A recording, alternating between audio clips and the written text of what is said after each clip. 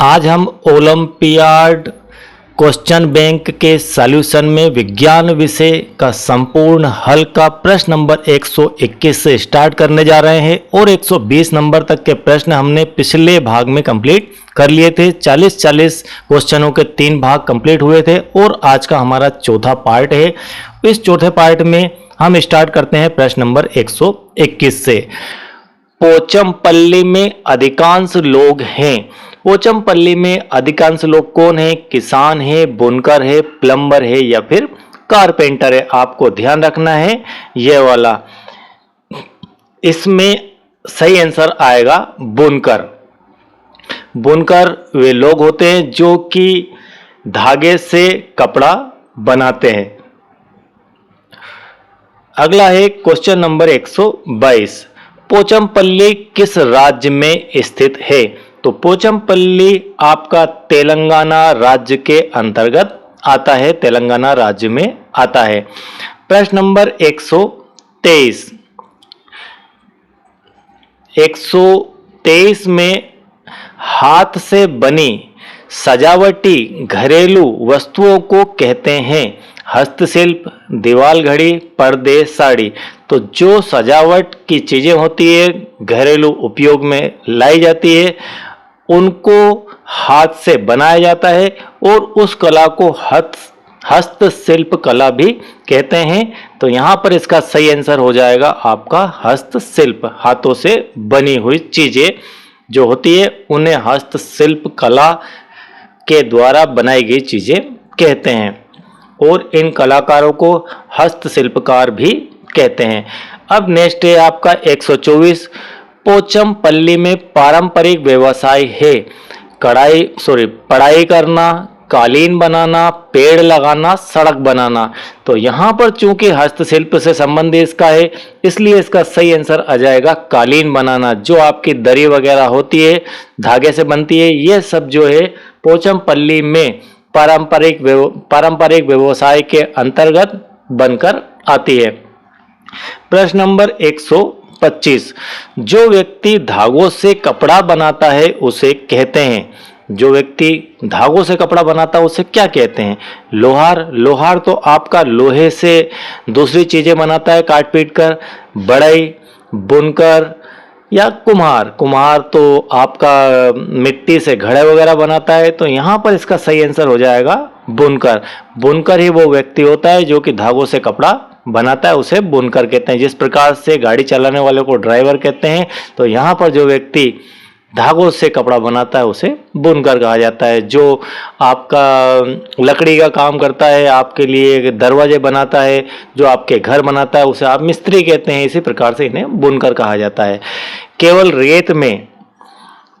रेत से बने पर्वत कहलाते हैं। रेत से जो पर्वत बनते हैं, केवल उनकी बात की जा रही है, उनको क्या कहते हैं? तो वे सीधे सीधे रेत के टीले कहलाते हैं। ठीक है, इसका सही आंसर हो जाएगा रेत के टीले। रेत की पहाड़ियां नहीं, रेगिस्तानी पहाड़ियां भी नहीं, मिट्टी के टीले भी नहीं, रेत के सिर्फ टीले, रेत के पर्वत। नेक्स्ट है आपका 127। परिवहन का सबसे तेज साधन है। सबसे तेजी से किस साधन के द्वारा जाया जा सकता है? तो सबसे तेज साधन इनके अंदर से हमें देखना है। ठीक है, हवाई जहाज को हटाकर यहाँ पर साइकिल कर दिया जाए तो आपका एक आंसर दूसरा आ जाएगा। तो यहाँ पर इनमें से हमें छांटना है, कार, हवाई जहाज, ट्रेन या जल जहाज। तो अगर देखें तो सबसे तेज आपका हवाई जहाज चलता है, उससे धीमे आपकी ट्रेन चलती है, फिर कार, फिर जल जहाज। और यहाँ से हवाई जहाज का ऑप्शन हटा के यहाँ साइकिल कर दें हम, ठीक है, या मोटरसाइकिल कर दें, तो फिर ऑप्शन आपका ट्रेन हो जाएगा। ओके, तो यहाँ ऑप्शनों के ऊपर डिपेंड करता है कि सही क्या है। प्रश्न नंबर 128। केरल में पाए जाने वाले पेड़ों का समूह है। जो केरल में पाए जाते हैं पेड़, उनके समूह का क्या नाम है यहाँ पर देखना है। समूह मतलब उनको केरल में पाए जाने वालों का ही समूह यहाँ पर देखना है। नारियल, केला, कटहल, क्या ये तीनों पेड़ केरल में पाए जाते हैं? तो यस, ये तीनों पेड़ केरल में ही पाए जाते हैं। नारियल आपका केरल से आता है, केला भी आपका नारियल से आता है, और कटहल भी पानी वाला झाड़ पेड़ होता है, और यह भी आपका केरल से ही आता है। अमरूद, अंगूर, अनार, यह गलत है। सेब आपका उत्तर भारत में होता है, आपके जम्मू कश्मीर क्षेत्र में पाया जाता है। जामुन, इमली, ये आपके मालवा में होते हैं, मध्य प्रदेश के करीब करीब में होते हैं। तो सभी अलग अलग जगह पर मिलते हैं सभी चीज़ें। तो नारियल, केला और कटहल केरल में पाया जाता है, सही आंसर है। और यह एक आईएमपी प्रश्न भी है कि आपको भौगोलिक जानकारी भारत की है या नहीं है। प्रश्न नंबर 129, सौंफ की विशेषता है। सौंफ की क्या विशेषता है? तेज गंध आती है भाई, गंध तो तेज खुशबू आती है। आमतौर पर भोजन में पाउडर के रूप में जोड़ा जाता है, बिल्कुल करते हैं, इसीलिए तो इसका उपयोग होता है। मुंह ताज़ा करता है, आप भोजन के बाद इसे खाते हैं मुंह में ताजगी के लिए। तो कुल मिलाकर इसका सही आंसर आ जाएगा डी वाला, ये सभी ऑप्शन इसके लिए सही है। अब नेक्स्ट है, कुट्टन के बगीचे में खालिस्तान उगते हैं। कुट्टन के बगीचे में क्या उगता है? जीरा उगता है, छोटी और बड़ी इलायची उगती है, लाल मिर्च उगती है, या फिर धनिए के पत्ते होते हैं। तो इसका सही आंसर हो जाएगा छोटी और बड़ी इलायची, कुट्टन के बगीचे में। 131 नंबर का है, लाल मिर्च की ज्यादा मात्रा होने पर भोजन का स्वाद होगा। कैसा स्वाद हो जाएगा? क्या मीठा हो जाएगा लाल मिर्च की अधिकता से, या खट्टा हो जाएगा, कड़वा हो जाएगा, या फिर तीखा? तो इसका सही आंसर है, सॉरी, ये वाला तीखा। ओके।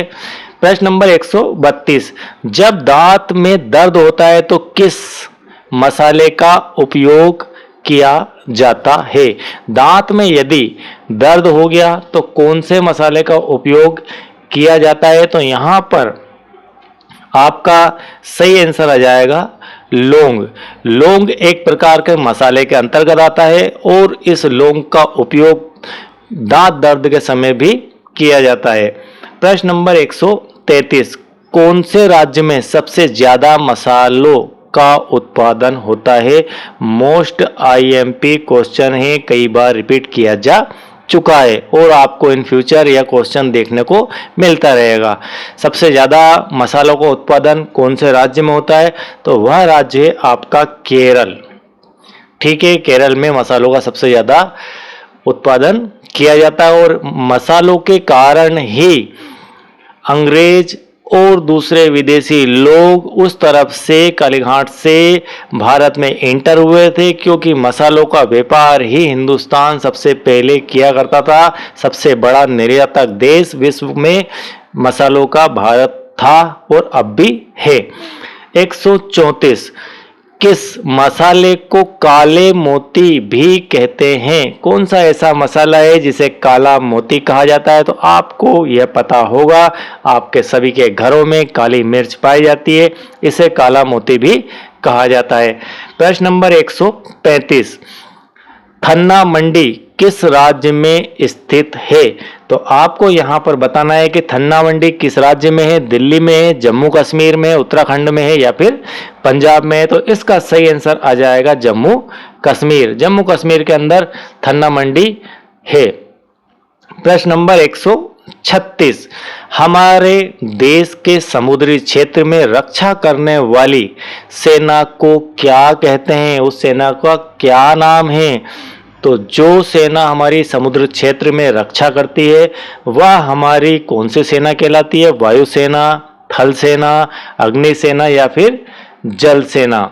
तो यहां पर इस प्रश्न का आपकी बुक में जो आंसर दिया गया है वह थल सेना दिया गया है, लेकिन इसका सही आंसर होगा जल सेना।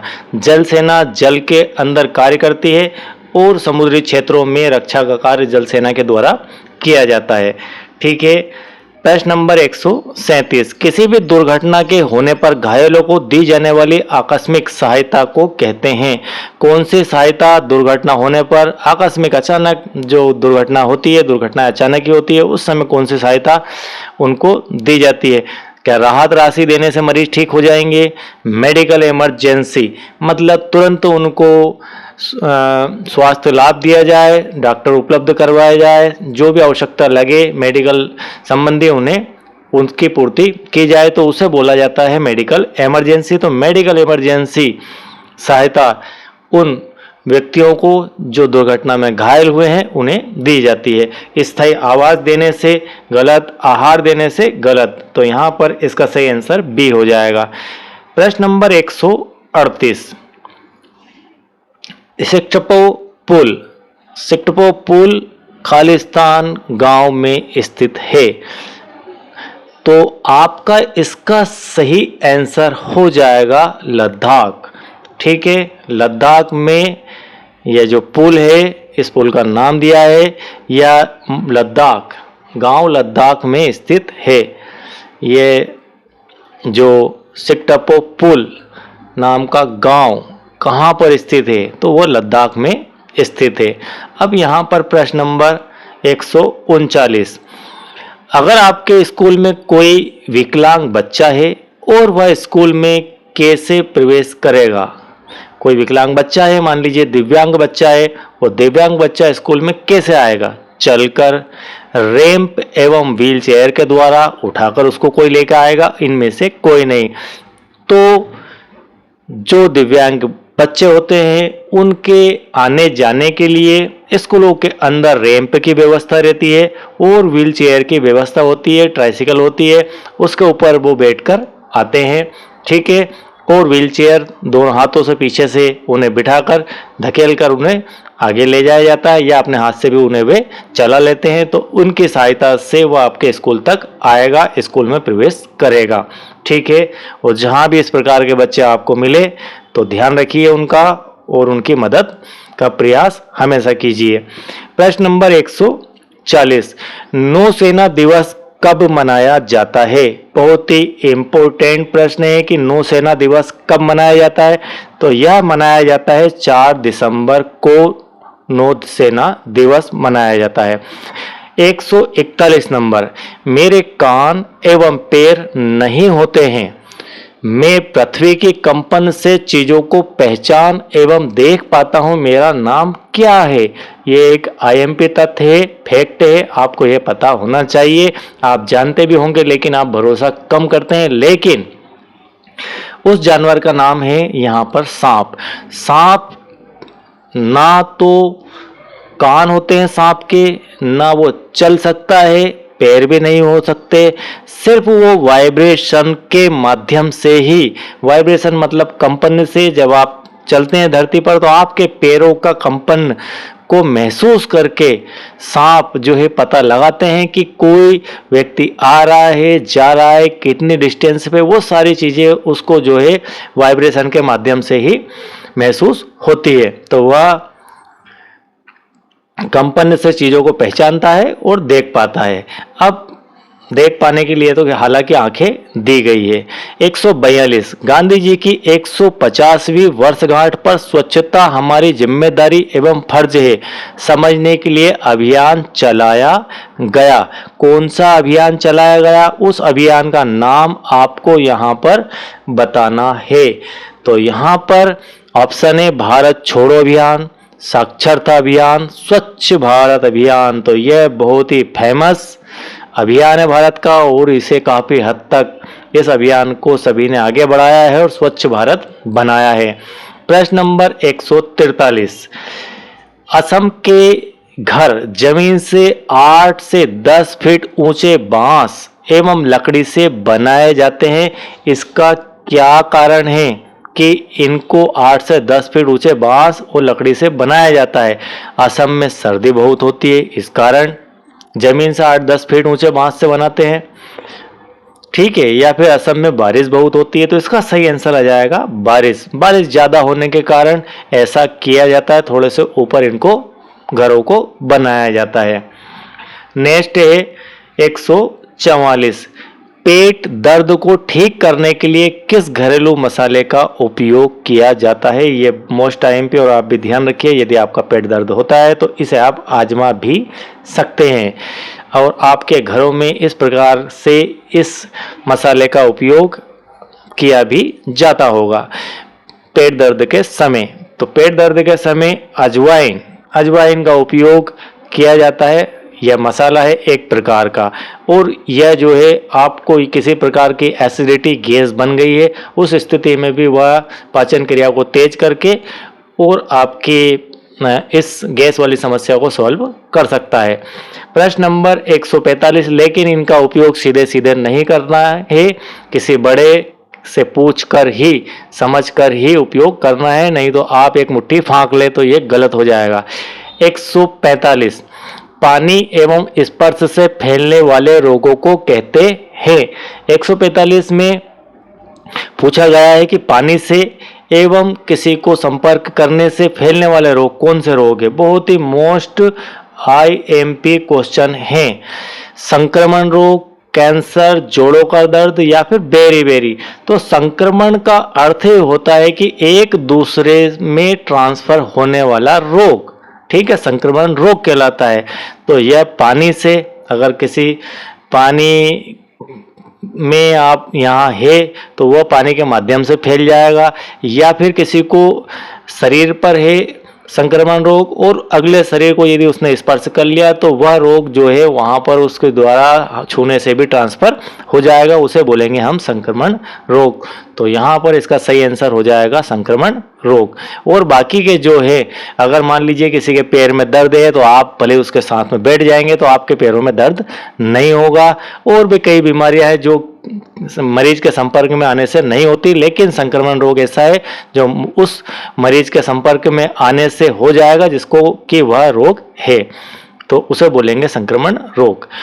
प्रश्न नंबर 146 पहले के लिए कुएं से बाल्टी खींचना आसान होगा। यह हम इस क्वेश्चन को क्वेश्चन नंबर 2 था जिससे हमने शुरुआत करी थी, वापस 146 नंबर पर आपको यह देखने को मिल गया है कि कुएं से बाल्टी खींचना आसान होगा। कब होगा? जब घिरनी होगी वहां पर। मान लीजिए ये कुआं है और इस कुएं के अंदर यहाँ पर मेड़ है, मुंडेर है, और यहाँ से सीधी सीधी रस्सी अगर लटका दे तो कुछ समय में यह रस्सी यहाँ से टूट जाएगी और यहाँ पर इस प्रकार से एक घिरनी, एक पुली लगा दी और यहाँ से इस पुली के ऊपर से बाल्टी अगर यहाँ पर चलती रहेगी पानी की तो यह कभी भी नहीं टूटेगी और बहुत ही आसानी से लिफ्ट होती रहेगी। तो इसलिए यहाँ पर घिरनी पुल होने पर बाल्टी खींचना कुएं से आसान हो जाता है। प्रश्न नंबर 2 में यह मैंने आपको बताया था पार्ट 1 के अंदर। प्रश्न नंबर 147 पहले के पिताजी ने गेहूं की फसल बोई जिसके साथ कुछ पौधे बिना बोए ही उग गए, उन पौधों को क्या कहेंगे? तो ऐसे पौधे, इस क्वेश्चन को भी हम कंप्लीट कर चुके हैं, जो कि अनावश्यक रूप से फसलों के साथ में उग आते हैं, उन्हें हम कहते हैं खरपतवार। और खरपतवार फसलों के लिए लाभकारी नहीं होते हैं, हानिकारक होते हैं, वो फसलों के उत्पादन में कमी लाते हैं। 148 बूझो और पहेली का परिवार 10 दिनों के लिए पिकनिक पर जा रहा है, वह भोजन के साथ क्या लेकर जाएगा जो लंबे समय तक खराब ना हो? तो रोटी आपकी खराब हो जाती है, एक से ज़्यादा 12 घंटे या 24 घंटे आखिरी ये फफूंद हो जाती है, दाल खराब हो जाती है, चावल भी खराब हो जाते हैं, लेकिन अचार और मुरब्बा ये 4-4 महीने तक सुरक्षित रहते हैं। तो इसका सही आंसर 148 आ जाएगा। 149 पत्तियों पर पाए जाने वाले ऐसे छोटे छोटे छिद्र जो वातावरण में ऑक्सीजन एवं कार्बन डाइऑक्साइड का प्रदान करते हैं वे कहलाते हैं। तो यहाँ पर इसका सही आंसर आ जाएगा रंध्र या स्टोमेटा।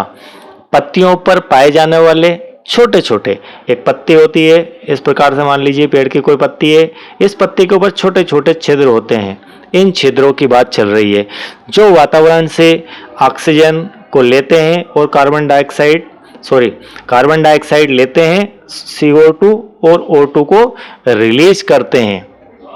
ऑक्सीजन एवं कार्बन डाइऑक्साइड का आदान प्रदान करते हैं, उनको बोलते हैं स्टोमेटा, और जिसे आप हिंदी में रंध्र भी बोलते हैं। और यह साइंस सब्जेक्ट का बहुत ही महत्वपूर्ण क्वेश्चन है।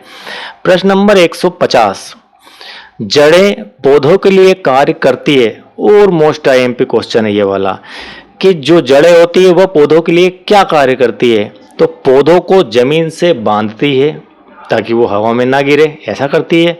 मृदा से जल एवं लवण को अवशोषित करती है।